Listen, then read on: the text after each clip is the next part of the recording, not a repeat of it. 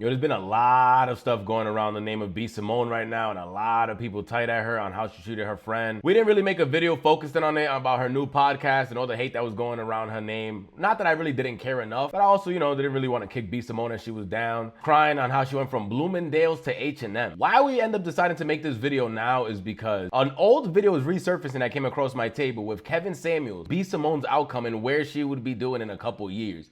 And the streets is saying, nah, this is not even like a normal guest. He might have been an oracle or something. Because the way that he called it perfectly was just insane.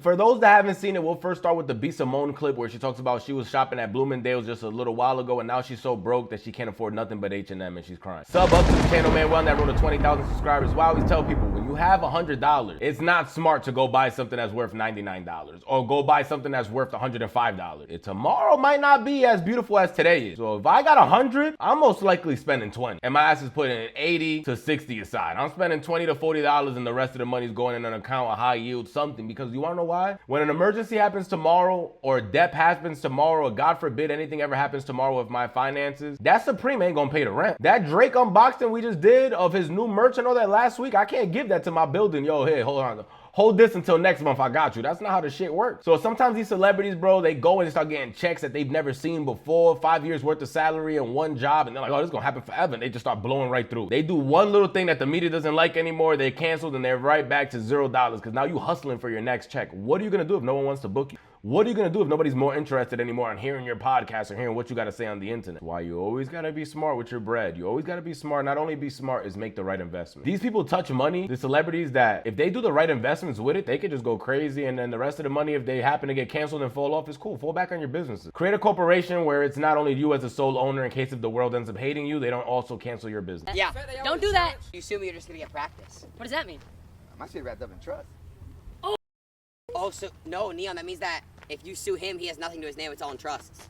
He's smart. We'll find a way. Hey, do you have a Jew as your lawyer?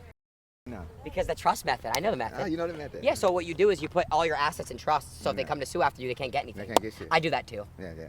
Smart, yeah. Smart Jew. Yeah. But let's see Kevin Samuels, the Oracle, and let's see what his predictions was. Let's first start off with B. Simone. Sub up to the channel. We're on that road to 20,000 subscribers. Do you guys feel bad for her? Let me know down below. Me personally, I would lie if I tell you I feel bad for her. I'm not gonna lie to you. I would lie if I tell you I feel bad for her. I don't. She was the same person that said she'll never date a 9-to-5 guy. Remember, oh, I need a boss man. I need a CEO. Well, find that nigga now. Cause us 9-to-5 niggas don't want you. And you don't got a 9-to-5 right now. Cause you can't even afford shit outside of H&M, shorty. Look at it now. Now us 9-to-5 niggas is laughing and calling you broke. Look how life humbles you. Yes, so quick. It wasn't that long ago that she was making her little $1,000 to be on Wildin' Out and be spitting freestyles on that stage and had all her little makeup brands and everything going viral on the internet. So she was sitting on the high horse. She'll never date a 9-to-5 worker. Now she's begging for anybody to take her in. She's begging for anybody to take her in or listen to this whack ass podcast. Sub up. I'm trying to manifest a husband. Ain't nothing wrong with a nigga with a 9-to-5. I get it. They work hard. I used to have a 9-to-5. Nothing is wrong. Nothing is wrong. You work hard, you have money. I get it. I need an entrepreneur. I need somebody that understands my mindset. Somebody that has the same lifestyle. It has nothing to do with money, everything to do with lifestyle. Okay? When I'm in the bed at 3 a.m. checking emails, what you doing, babe? Working. What you doing? Working. Okay, love you. You want to hop on a flight tomorrow? I have a meeting in out of town. You want to go? You got? Okay, let's go. Okay. You understand my life. You understand what I'm going through. I want to manifest that. What do you want in a man? What do you want? Let's start there. What do you want? Let's manifest it, baby. You can have it. Whatever you want, you can have it. Manifest that shit. Ain't nothing wrong with a nigga with a 9-to-5. Ain't nothing wrong with an entrepreneur ass nigga. Manifest whatever you want. I want to manifest an entrepreneur ass husband. I don't care what you do. Entrepreneur, graphic designer, sell t-shirts, sell drugs, rapper. You could be a rapper. Up and coming rapper, D-list. Entrepreneur, okay? At this point, I'm about to rebuy my book. I'm about to rebuy my book so I can manifest. From one 9-to-5 worker to another one. Oh, shorty, I do not feel bad for you. Marinate in them tears. It's just my finances. Oh my God, bendito. Like, the budgeting, you see how I am.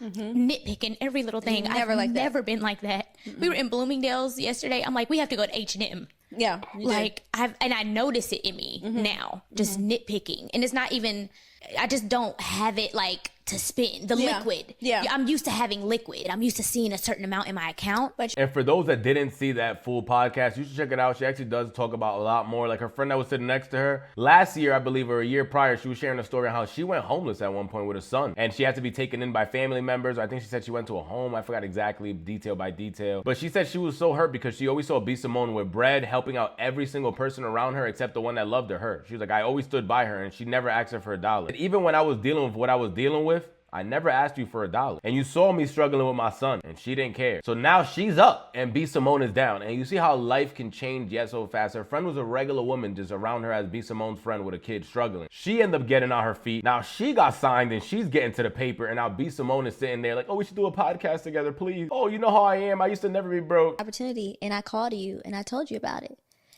And you were just like, okay.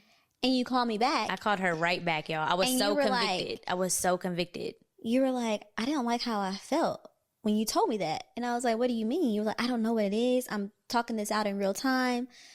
But whatever it is, I don't like what I felt. And I said, did you feel jealous?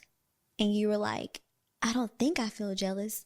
Because we went through all the emotions. She's like, are you angry? Are you sad? Are you jealous? I was like, I'm not jealous because I don't want what you have. I'm sad and I'm angry and I'm upset that I'm not doing it with me. Yeah. Like, we're not working together. Yeah. Like, I don't have that. Y'all, let me tell you something. Anybody that's in my circle, I want to work with you. I want to put you on. I'm putting you in position. I like doing it together. You do. How can we do this together? How can we make money together? How can we build together? How can we grow together? How can we all pitch in together? How can we be millionaires together? I want to do it together. Yeah. And there was a point in my life where I had that and it was crumbled. So I feel like since that has ended, that season, I've always yearned for it again. But it's just been a season of solitude for 2 damn years. Maybe the longest season ever. The longest season ever. Yeah. And I think, I know that's what it was. But I was so convicted. I called you right back. I was like, that's not right. Yeah. Like, your friend, she just told me she was doing something so bomb, so great. And I was like, oh, okay. Like, I was like, that's disgusting. Yeah. This You has didn't to like get how out of you my felt, heart. for sure. Like, what? But if we just did that, nobody's looking for the perfect friend. Man. I just want my friends to be aware. And honest. And honest. I'm okay if you feel a little jealous. Address it and fix it.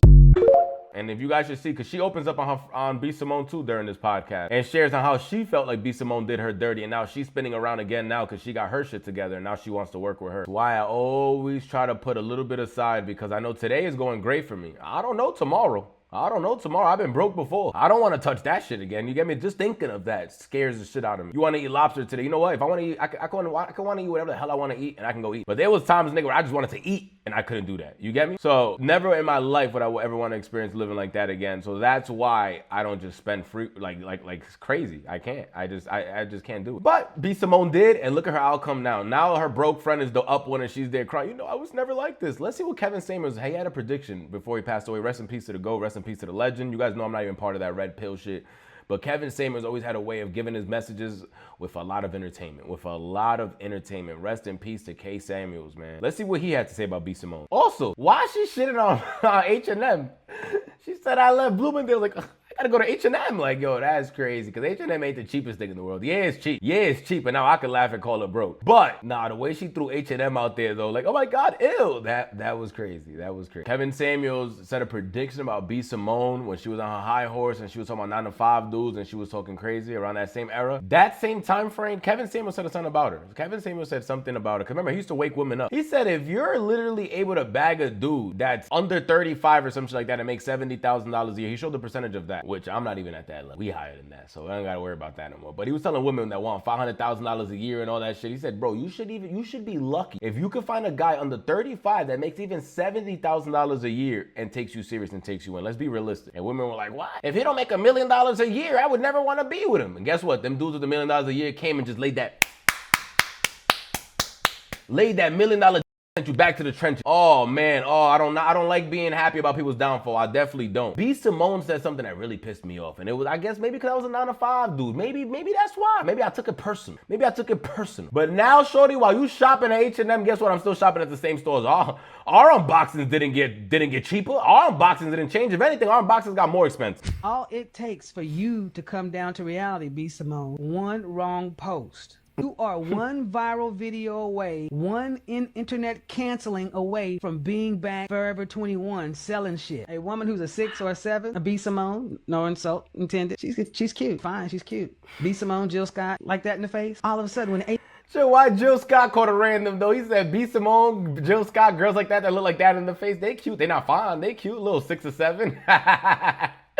Kevin Samuels, man, rest in peace. I miss him. 8s, 9s, and 10s are gone. The 6s and 7s automatically, all the 8, 9, and 10 shine because the 8s, 9s, and 10s are simply gone. It's not as though those women actually got better. The other women are just gone. And when you get all of that attention, that when you saw your friends who were 8, 9, and 10, and you were 6 or 7, and they're gone, now you're getting 8, 9, and 10 attention to woman. And you start to overinflate your SMV, your actual value. So like a B. Simone, no offense, to actually feel like you should get a man who's the master of the universe. Especially if you're an attorney or a psych chick, you got a college degree or something like that. I'm a PhD. Okay. Remember, that's what he's talking about right there. That was what he was referencing. Her statements against a 9-to-5 worker. Shorty, you should date whoever loves you. That you should go out there looking for love and not looking for a payday. She went out there looking for the wrong thing. Guess what? B. Simone is still the joke that she's looking for a man. Remember, that's always been the joke about B. Simone, how she's looking for a man.